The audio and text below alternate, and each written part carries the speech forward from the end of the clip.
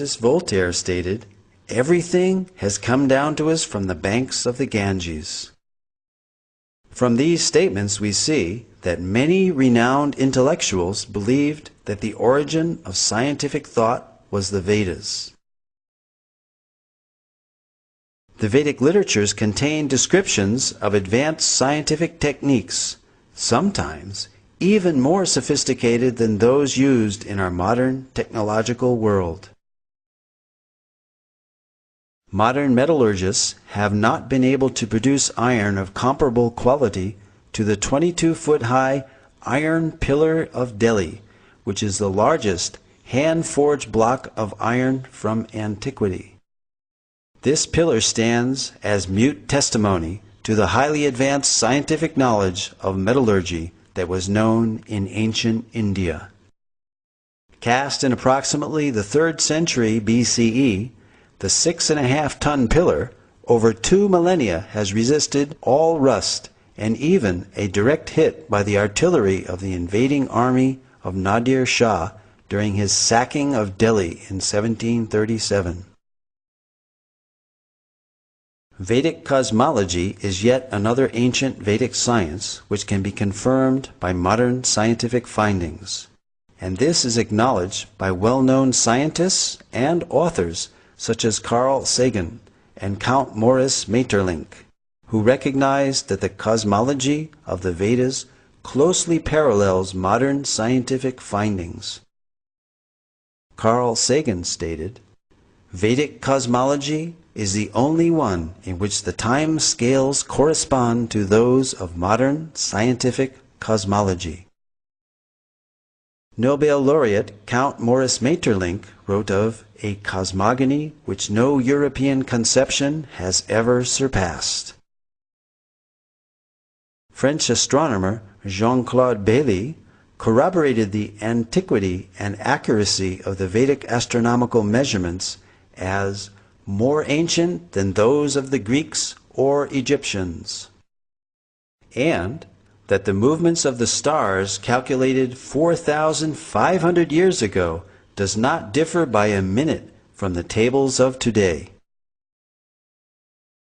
The 90-foot-tall astronomical instrument known as Samrat Yantra, built by the learned king Suwai Jai Singh of Jaipur, measures time to within 2 seconds per day.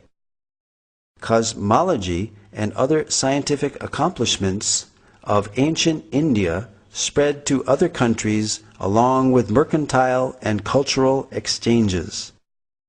There are almost 100 references in the Rig Veda alone to the ocean and maritime activity.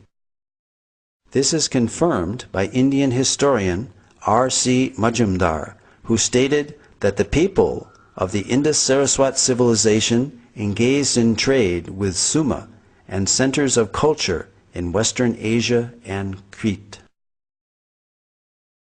An example of these exchanges is found in the inscriptions on the Heliodorus column, erected in 113 BCE by Heliodorus, a Greek ambassador to India and convert to Vaishnavism, as well as the 2nd century BCE coins of Agastocles, showing images of Krishna and Balaram. These artifacts stand testimony that Sanatana Dharma predates Christianity. This also confirms the link between India and other ancient civilizations such as Greece, and shows that there was a continuous exchange of culture, philosophy, and scientific knowledge between India and other countries. Indeed, the Greeks learned many wonderful things from India. Voltaire, the famous French writer and philosopher, stated, "Pythagoras went to the Ganges to learn geometry." Abraham Seidenberg, author of the authoritative History of Mathematics, credits the Sulba Sutras as inspiring all mathematics of the ancient world, from Babylonia to Egypt to Greece. As Voltaire and Seidenberg have stated, many highly significant mathematical concepts have come from the Vedic culture, such as the theorem bearing the name of the Greek mathematician Pythagoras is found in the Shatapatha Brahmana, as well as the Sulba Sutra, the Indian mathematical treatise written centuries before Pythagoras was born. The decimal system, based on powers of 10, where the remainder is carried over to the next column, first mentioned in the Taittiriya Samhita of the Black Yajurveda. The introduction of 0 as both a numerical value and a place marker. The concept of infinity. The binary number system, essential for computers, was used in Vedic verse meters. A hashing technique similar to that used by modern search algorithms such as Google's was used in South Indian musicology. From the name of a raga, one can determine the notes of the raga from this Katapayadi system. The Vedas, however, are not as well known for presenting historical and scientific knowledge as they are for expounding subtle sciences such as the power of mantras. We all recognize the power of sound itself by its effects, which can be quite dramatic. Here, a high-pitched frequency shatters a drinking glass. So, we can easily understand that loud sounds can produce substantial reactions. It is commonly believed that mantras can carry hidden power, which can in turn produce profound effects. The ancient Vedic literatures are full of descriptions of weapons being called by mantra.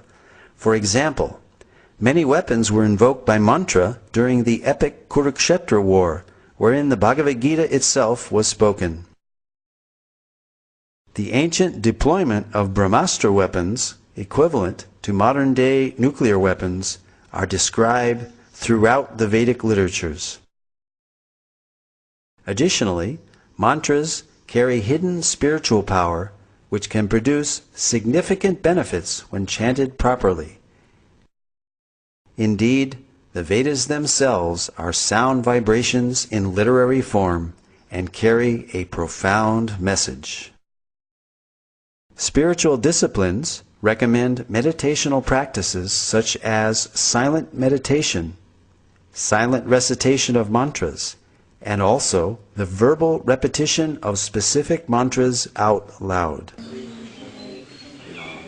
A clinical test of the benefits of mantra chanting was performed on 3 groups of 62 subjects, males and females of average age 25. They chanted the Hare Krishna Maha Mantra 25 minutes each day under strict clinical supervision. Results showed that regular chanting of the Hare Krishna Maha Mantra reduces stress and depression and helps reduce bad habits and addictions. These results formed a PhD thesis at Florida State University. Spiritual practitioners claim many benefits from mantra meditation, such as increased realization of spiritual wisdom, inner peace, and a strong communion with God and the spiritual realm. These effects may be experienced by following the designated spiritual path. Most of the evidence given in this presentation is for the apara vidya, or material knowledge of the Vedic literatures. The Vedas, however, are more renowned for their paravidya, or spiritual knowledge, and even superior is the realized knowledge of the Vedic rishis or saints, that which is beyond the objective knowledge of modern science, knowledge of the eternal realm of Sat, Chit, Ananda, eternality, blissfulness, and full knowledge. But that is another presentation. For further information, please visit our website.